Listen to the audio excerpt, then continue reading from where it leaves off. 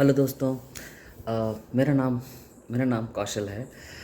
You know मैं पहली बार अपने यूट्यूब के माध्यम से अपनी बात रखना चाहता हूँ। बेसिकली मेरा जो जिस तरह का जो मेरा काम है वो मुझे ये सिखाता है कि कोई भी काम हो उसको करने से पहले आप उसके बारे में थोड़ा सा रिसर्च ज़रूर कर लें। मैं एनालिटिक्स के बैकग्राउंड को बिलोंग करता हूँ। Basically I work for companies where I do lot of analytics. So मेरा काम ही यही है कि रिसर्च करना, फैक्ट्स फाइंडिंग करना, इंसाइट्स फाइंडिंग करना और उनको लोगों तक पहुँचाना। उसके थ्रू जो है प्रॉब्लम्स को सॉल्व करना, ओके, सॉल्यूशन फाइंड करना। ये मेरा काम है। ये बेसिकली मैं अपने कंपनी में यही काम करता हूँ, अपने कस्टमर्स के लिए मैं यही काम करता हूँ। ये मेरा पहला वीडियो है और the reason why I came to this platform, उसका एक बहुत बड़ा रीज़न है। मेरे परिवार में बहुत कुछ घटा इधर रिसेंटली बिकॉज ऑफ कोविड, और जिसकी वजह से मुझे लगा कि जो भी चीज़ चल रहा है आज के डेट में, मतलब पिछले 1.5-2 साल से आप देख रहे हो बहुत सारा चीज़ चल रहा है। जो भी चीज़ चल रहा है मुझे लगा कि मुझे भी बात करनी चाहिए इसके ऊपर। मुझे लगा कि बहुत सारी चीज़ें जो आप लोगों तक नहीं पहुंच पा रही है, बहुत तरह की जो इन्फॉर्मेशन है वो जो लोगों तक नहीं पहुंच पा रही है, वो लोगों तक पहुंचाना बहुत ज़रूरी है। कोई भी आके कुछ भी बोलता है और हम लोग बस मानने के अलावा हमारे पास और कोई चारा नहीं होता है। मतलब बेसिकली यदि कोई बोला कि हाँ ये दवा ले लो और ये दवा खा लो और तुम ठीक हो जाओ, लेकिन हमारे पास मानने के लिए कोई और दूसरा ऑप्शन नहीं है। और हमें बात मानना ही पड़ेगा क्योंकि वो डॉक्टर्स हैं जो ये बात बोल रहे हैं, या गवर्नमेंट है, या अथॉरिटी है, या रिसर्च साइंटिस्ट हैं, ये लोग बोल रहे हैं तो हमें बात माननी पड़ेगी। लेकिन आखिरकार रिसर्च साइंटिस्ट भी तो इंसान ही है। तो हमें ये सोचने की ज़रूरत है कि क्या जो वो बोल रहे हैं, क्या जो वो बोल रहे हैं वो सही बोल रहे हैं, क्या जो वो कर रहे हैं क्या वो सही कर रहे हैं, क्या जो वो बोल रहे हैं उसके पीछे कोई आधार है, कोई डेटा है, या जस्ट ऐसे ही बोल दिया और हम लोग फॉलो कर रहे हैं। तो ऐसा तो नहीं होना चाहिए ना। फॉर एग्ज़ाम्पल मैं आपको अचानक से, मान लीजिए आपने एक घर ख़रीदा है, मान लीजिए आपने 40 लाख में ख़रीदा लास्ट ईयर, और अचानक से आपको आपके दोस्त लोग आके बोलने लगे, अरे ये घर जो है तेरा 1 करोड़ का हो गया, अरे तो बेच दे इसको। दूसरा आदमी आके बोलेगा, अरे तेरा घर तो 1 करोड़ का हो गया है, बेच दे इसको। तीसरा आदमी आके बोलेगा, चौथा आदमी आके बोलेगा। आपको भी थोड़ा इंक्विजिटिवनेस होगा, क्यूरियोसिटी बढ़ेगा, अरे भाई 1 करोड़ का हो गया, 1 साल पहले 30 लाख का लिया था, है ना। तो अचानक से आपको लगेगा कि अरे 1 करोड़ का हो गया घर, तो ऐसे कैसे। तो सोच में ये क्वेश्चन आना कि ये 30 लाख से 1 करोड़ का कैसे हो गया, कहीं कोई मुझे बेवकूफ़ तो नहीं बना रहा है। ऐसा कुछ सोच में आना चाहिए, बेसिकली लोगों को आना चाहिए। अब किसी ने आके बोल दिया, उसका कोई ऐसा आलतू फालतू सा रीज़न दे दिया, अरे आर्कियोलॉजिस्ट फाउंड कि तुम्हारे घर के नीचे सोना दबा हुआ है, मान लीजिए ऐसा कोई बोल रहा है। दूसरा आदमी भी आके यही आपको एक लॉजिक चिपका दिया कि भाई तेरे घर के नीचे तो सोना दबा हुआ है, इसीलिए 1 करोड़ का हो गया तेरा घर। तीसरा आदमी भी आके बोल दिया, अरे तेरा घर तो 1 करोड़ का हो गया, क्यों? क्योंकि नीचे में सोना दबा हुआ है। अब 3-4 आदमी आके बोले आपको, तो आप क्या होगा, आप मानने लग जाओगे। ह्यूमन टेंडेंसी है, लोग मानने लगते हैं, अरे हाँ हो सकता है।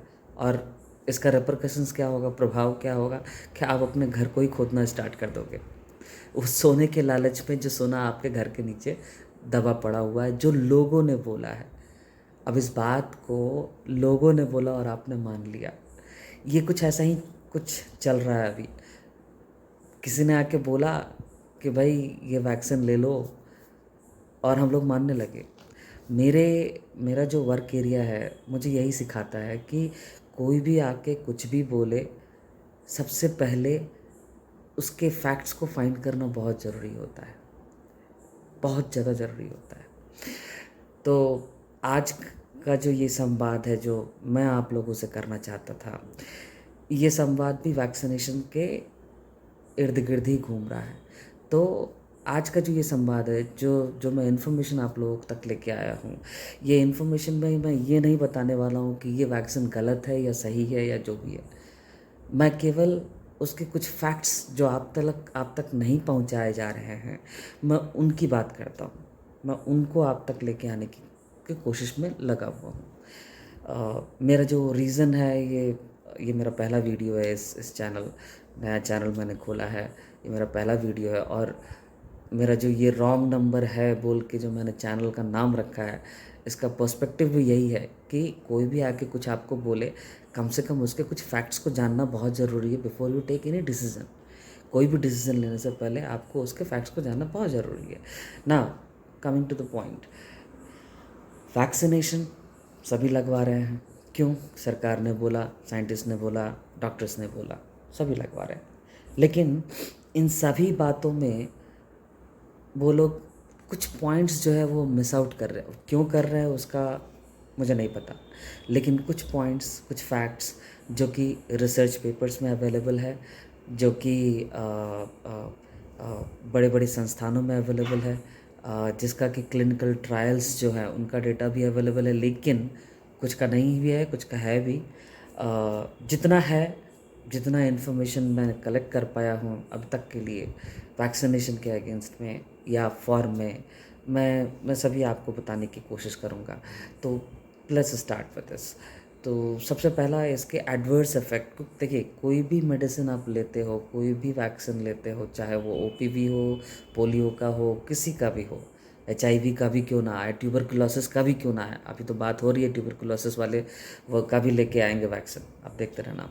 बट एनीवेज, तो बात क्या है कि इस वैक्सीन से, जो कोविड का जो वैक्सीन आपको लगवाने की बात हो रही है, अब इसको फोर्स किया जा रहा है। आपने देखा होगा सरकार अब इसको फोर्सिबली आपको देना चाहती है। क्यों देना चाहती है पता नहीं, बिल्कुल भी आइडिया नहीं है।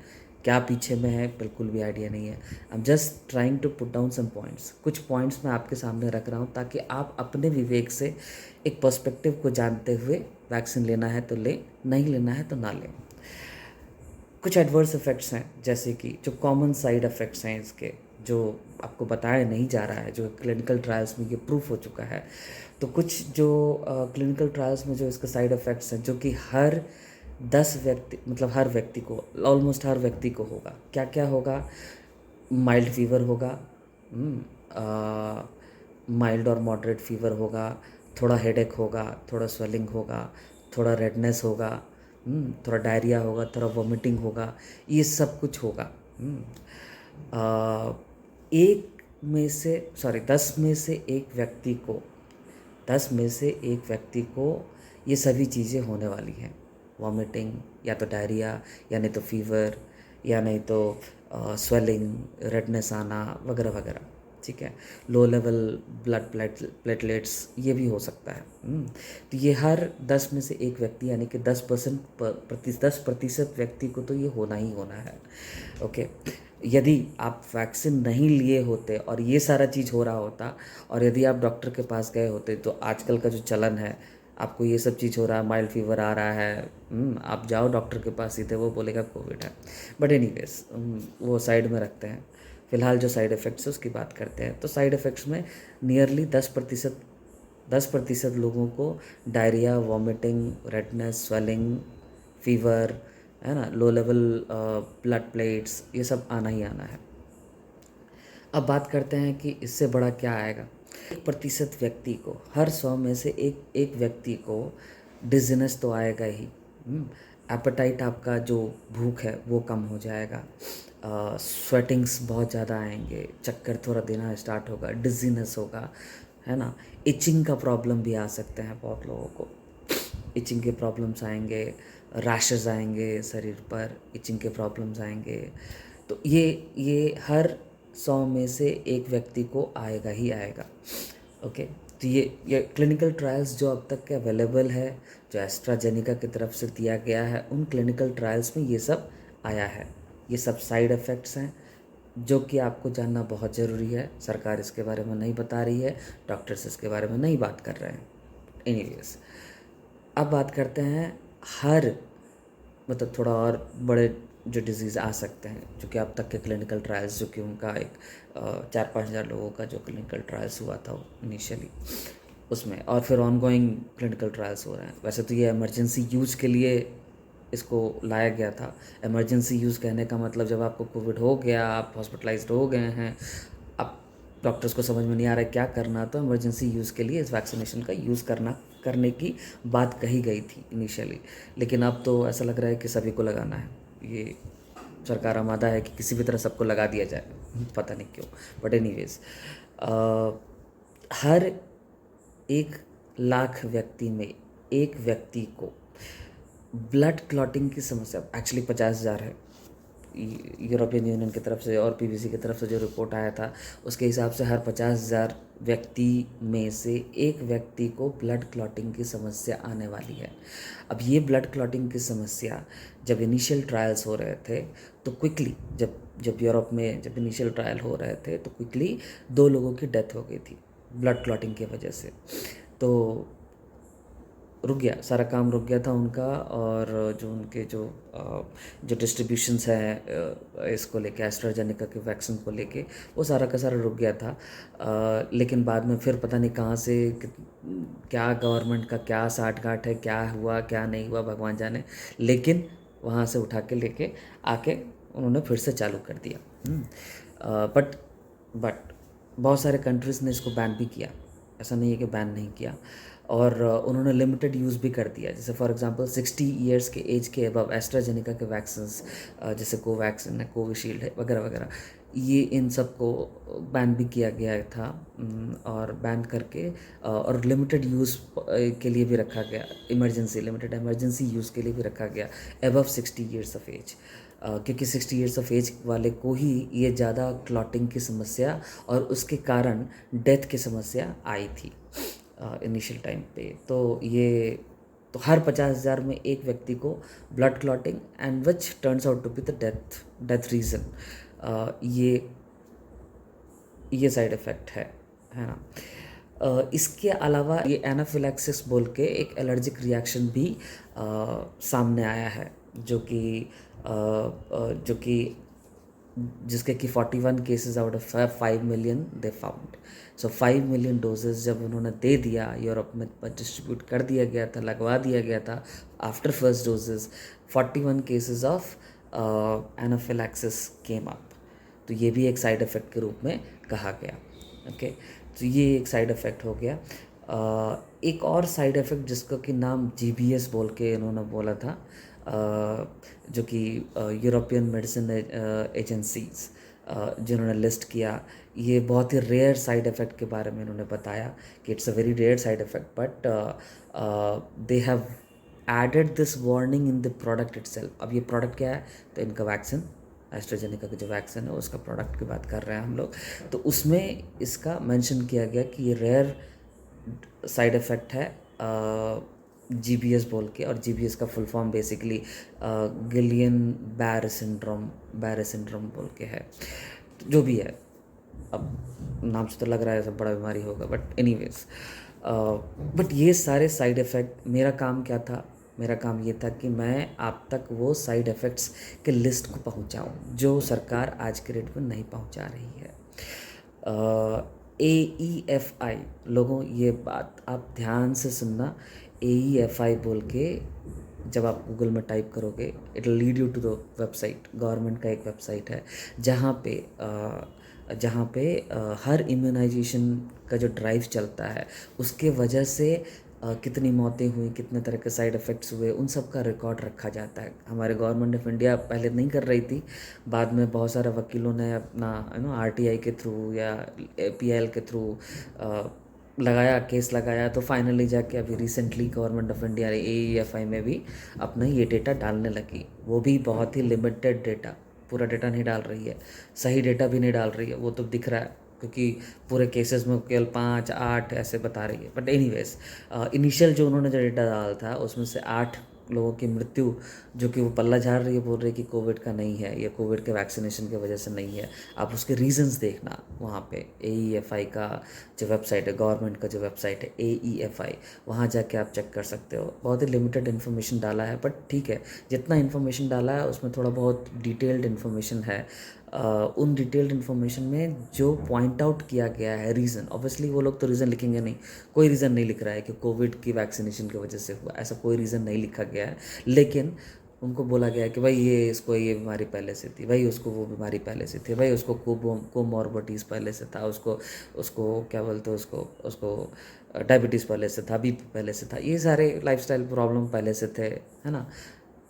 मेरा कहना ये है कि यदि ये प्रॉब्लम्स ऑलरेडी है आपके पास और तब आप वैक्सीन ले रहे हैं और उसके वजह से, क्योंकि आपने वेबसाइट पे यानी गवर्नमेंट अपने वेबसाइट पे, गवर्नमेंट की AEFI वेबसाइट पे जब ये लिखती है कि भाई इसको ये कोमोर्बिडिटीज़ था, उस हो सकता है उसके वजह से डेथ हुआ होगा, मान लीजिए, तो आज के डेट में जब आप वैक्सीनेशन करवा रहे हो और जब लोग सामने से बोलते हैं कि भाई मेरे को बीपी है, मेरे को हार्ट का प्रॉब्लम है, मेरे को स्टेंट लगा हुआ है वगैरह वगैरह, जब ये बोलती है तो बोलने के बावजूद आप क्यों दे देते हो?